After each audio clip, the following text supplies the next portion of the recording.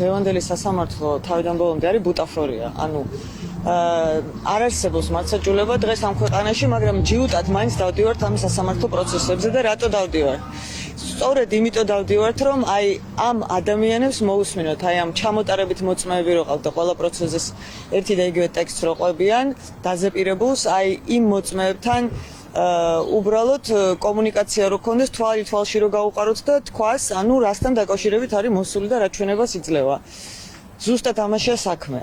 არც ერთ მოწმეს არ უთქვას, რომ ბაჩო ახალაიას სასამართლოზე არის მოსული იმისთვის, რომ ბაჩო ახალაიას წინააღმდეგ მისცეს რაიმე ჩვენება, ან საერთოდ რაიმე ინფორმაცია მიაწოდოს სასამართლოს. იმიტომ არის ეს სასამართლო პროცესი დახურული სწორედ, რომ საზოგადოებამ არ ნახოს ეს ვითარება, რაც იქ ხდება, იმიტომ რომ ცირკიც აღარ არის უკვე, ცირკი ალბათ უფრო ადრეულ წლებში იყო სასამართლო პროცესები.